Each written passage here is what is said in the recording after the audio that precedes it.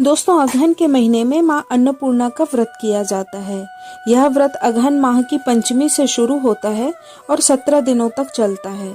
इस व्रत में रोज माँ अन्नपूर्णा की पूजा करके कथा सुनकर फिर भोजन ग्रहण किया जाता है। लेकिन भक्त अपनी श्रद्धा अनुसार एक दिन निराहार रहकर या फलाहार करके इस व्रत को पूर्ण करते हैं।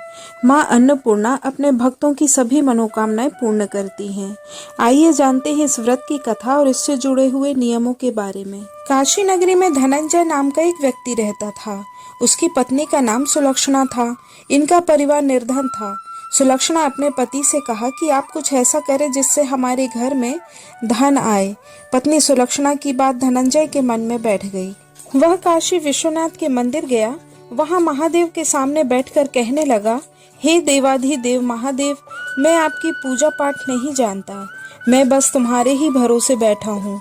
इस प्रकार कहकर वह 2-3 दिन तक भूखा प्यासा महादेव के ध्यान में बैठा रहा। यह देखकर भगवान शंकर ने उसके कान में 3 बार अन्नपूर्णा अन्नपूर्णा अन्नपूर्णा कहा।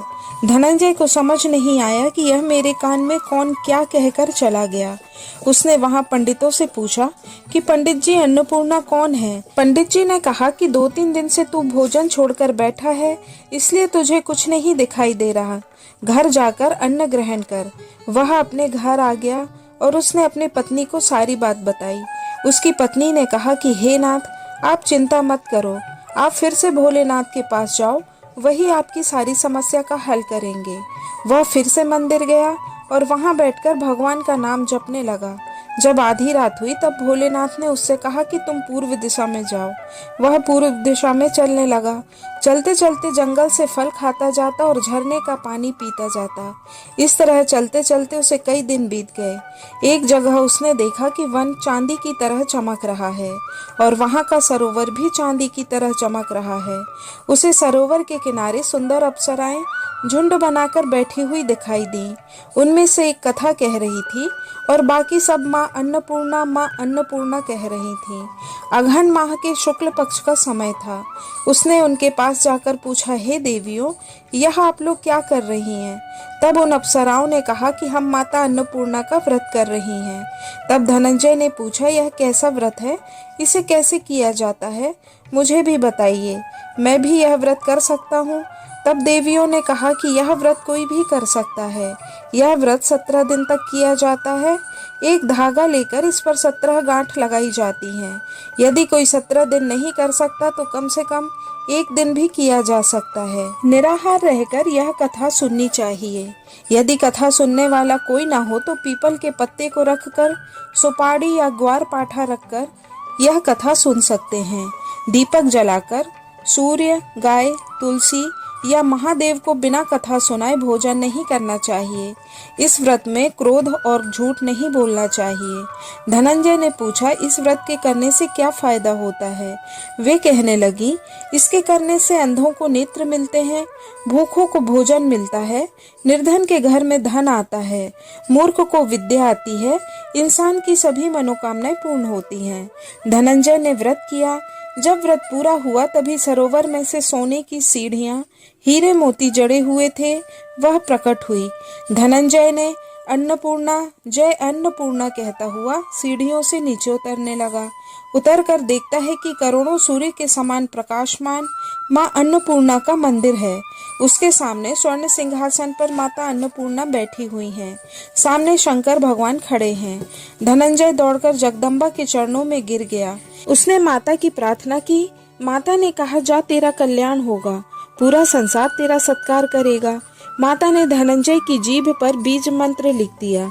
अब उसके रोम रोम से विद्या प्रकट हो गई। इतने में वह क्या देखता है कि वह वापस काशी विश्वनाथ के मंदिर में खड़ा है। वापस आकर उसने अपनी पत्नी को सारी बातें कही। माताजी की कृपा से उसके घर में धन संपत्ति उमड़ने लगी। छोटा सा घर बड़ा हो गया। उसके घर में कोई संतान नहीं थी। लोगों के कहने पर उसने दूसरा विवाह किया। दिन बीतते गए। अगले साल फिर से अगहन का महीना आया। उसकी पत्नी सुलक्षणा ने पति और नई बहू के घर खबर भेजी कि इस व्रत के प्रभाव से हम सुखी हुए हैं, हमें यह व्रत छोड़ना नहीं चाहिए। सुलक्षणा की बात सुनकर धनंजय पत्नी सुलक्षणा के साथ व्रत करने लगा। यह देख नई बहू को ईर्ष्या से जलन होने लगी। व्रत पूरा होने में 3 दिन बाकी थे। वह झगड़ा मचाने लगी और धनंजय को अपने साथ अपने घर ले आई। जब धनंजय सो गया तो उसके हाथ से 17 गांठ वाला धागा तोड़कर आग में जला दिया। उसका ऐसा करते ही पूरे घर में अचानक आग लग गई। सुलक्षणा सब समझ गई। उसने पति से दोबारा व्रत करने को कहा। यह देख नई बहू गुस्सा होकर अपने पिता के घर वापस चली गई। अब धनंजय ने पूरे श्रद्धा भक्ति से माता का व्रत किया। फिर वही सोने की सीढ़ी प्रकट हुई। धनंजय उन सीढ़ियों से नीचे उतर गया। माँ के सामने जाकर रोने लगा। माँ ने उससे कहा, मेरी सोने की मूर्ति ले जा, रोज पूजा करना, तेरा कल्याण होगा। माँ ने कहा, तेरी पत्नी सुलक्षणा ने मेरा व्रत बड़ी श्रद्धा से किया है, मैं उसे पुत्र का वरदान देती हूँ। धनंजय ने आंखें खोली तो पाया कि वापस विश्वनाथ के मंदिर में आ गया है। वह खुशी खुशी घर गया। धनंजय धनवान हो गया, उसका पुत्र हो गया। उसने गांव में यज्ञ कराया, माँ का मंदिर बनवाकर उनकी स्थापना कराई और धनंजय को आचार्य का पद दे दिया गया।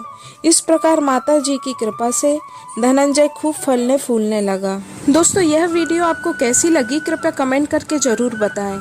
साथ ही चैनल को सब्सक्राइब करें, लाइक और शेयर करें। धन्यवाद। नमस्कार।